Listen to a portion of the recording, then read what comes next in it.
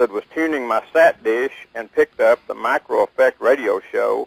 You know, I've heard of that. I hadn't listened to it, but that's the one John Moore's on, isn't it? I think it is, yes. And there is a scientist on there who said they have backup plans to evacuate Florida and eventually the East Coast now that the oil is in the loop currents. The slick is releasing huge amounts of benzene. Benzene will flat out kill you.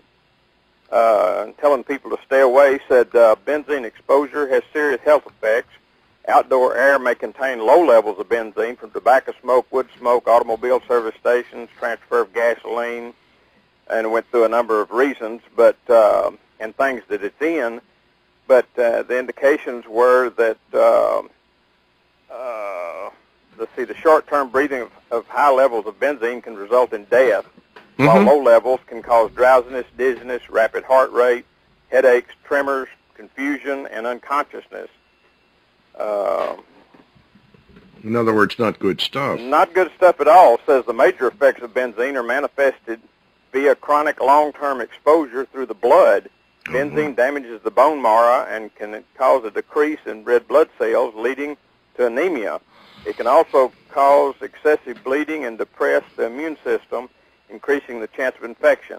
Benzene causes leukemia and is associated with other blood cancers and precancers of the blood.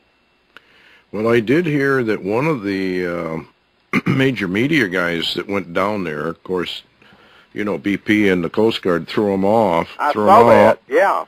But he said he was sick. Well, you know, we had been getting reports for a couple of days, Stuart. You remember down on the coast of Louisiana that people right down on the coast were becoming ill? Mm-hmm. Of course, you know, we're not receiving a lot of news out of that area right now.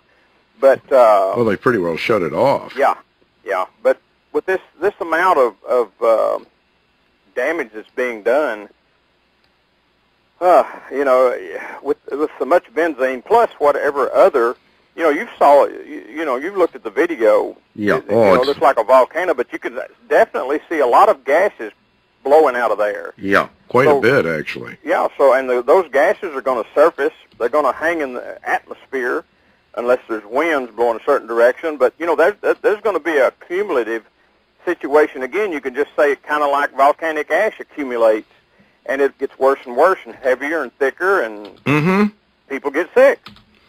Well, and eventually the United States government would be held responsible for it. So what's their excuse would be to, well, we've got to do a preemptive move here. The only break they may have, and I just picked this one up, says Gulf of Mexico loop current. A change in the loop current could give Florida a break from the oil spill.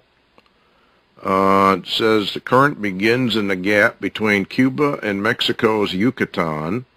Each second, millions of gallons of warm water shoot from the Caribbean Sea through the gap into the Gulf of Mexico. Underwater features called shells, along with the Earth's rotation, help turn the current east towards the Florida Peninsula. But every once in a while, it says, an eddy forms. If the eddy forms, it only lasts for a little while, like a couple months, and then it goes back to normal. Now, let's say the eddy forms. Let's just, because scientists are saying it may well do that.